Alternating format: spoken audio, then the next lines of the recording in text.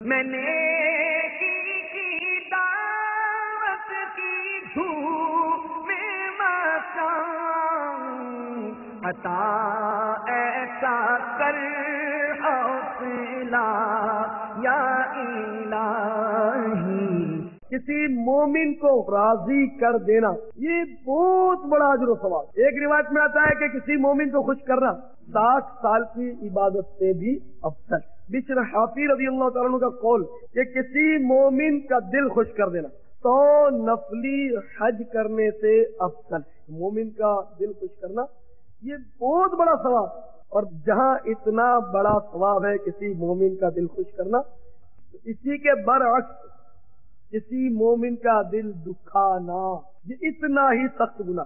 تو کسی مسلمان کی دل آزاری یہ کفر کے بعد سب سے بڑا گناہ ہے۔ مسلمان کا دل راضی کرنا یہ تو ہم نے سیکھا ہی، سوال ہی نہیں کہ ہم بھی کسی کو راضی کر دیں۔ ہاں دل دکھانے کی بات ہے تو کوئی بات نہیں، ماں کا دل دکھائیں گے، باپ کا دل دکھائیں گے، بہن بھائی کا دل دکھائیں گے، آنے جانے والے سب کا دل دکھائیں۔ کوئی جا رہا ہے بیچارہ گزری پوش، اس کو شش کریں گے، اس پر کنکر ماریں گے۔ اگر واقعی ہم اس بات کو ہی سمجھ لیں کہ ہمیں کسی کا دل نہیں دکھانا، ہم سے ہو سکا دل خوش کریں گے، نہیں ہو سکا دل دکھائیں گے نہیں، ہم یہ گرہ سے باندھ لیں کہ آج کے بعد ہم کسی کا دل نہیں دکھائیں گے، وہ خواہ ماں باپ ہو یا کوئی چلتا ہوا راہگیر ہو، کوئی بھی ہو، ہم کسی کا دل نہیں دکھائیں گے۔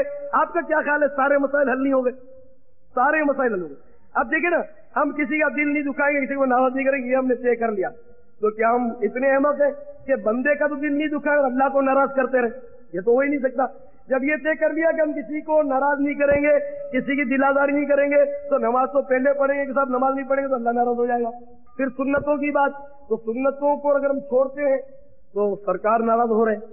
تو ایک بندے کی تو دل آزاری کا ہم خیال کریں، عام انسان کی، اور ہمارے آقا کو ہم رنج پہنچاتے رہیں، تو اگر یہ ہم گرہ میں باندھ لیں کسی کی دل آزاری نہیں کریں گے تو سارا معاشرہ صحیح ہو جاتا ہے۔ کوئی چور ہے اور یہ طے کر لیا کہ صاحب کسی کا دل نہیں دکھانا، تو چوری سے توبہ کرنی پڑے گی کہ چوری جب کرتا ہے اگلے کا دل دکھتا ہے۔ تو ہر ایک اگر سوچ لے تو معاشرہ صحیح ہو جائے۔ مثلا ماں اور بیٹا، بیٹے نے طے کر لیا کہ میں ماں کا دل نہیں دکھاؤں گا، اور ماں نے یہ طے کر لیا کہ میں بیٹے کا دل نہیں دکھاؤں گی، دونوں ہی طرف سے ہوگا نا، تو یہاں بھی صلح ہو جائے گی۔ مثلا ماں کہتی ہے کہ بیٹا تو رات کو بہت دیر سے آتا ہے، 1-1 بجے تک تو کیا کرتا ہے، تو جلدی آ جائے گا، تو آپ سوچ لیں کہ ہاں یار ماں کا دل دکھتا ہے، تو اب میں ہوٹلوں میں نہیں بیٹھوں گا، اب میں گپے نہیں لڑاؤں گا، میں 10 بجے عشاء پڑھ کر قرآن شریف پڑھنا، تلاوت کرنا، سیکھنا سکھانا جو بھی ہے 10-10:30 بجے چلا جاؤں گا، ماں خوش ہو جائے گی، ٹھیک ہے نا۔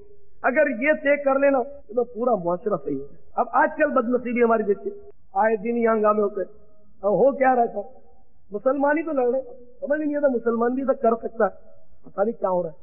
تو اللہ کا بڑا کرم ہے کہ دعوت اسلامی نفرتیں مٹانے اور محبت کا پیغام دینے کے لیے آئی، ہم سب کے سب بھائی بھائی ہیں، الحمدللہ ثم الحمدللہ۔ میں نے کی دعوت کی دھوم میں مقام عطا ایسا کر حوصلہ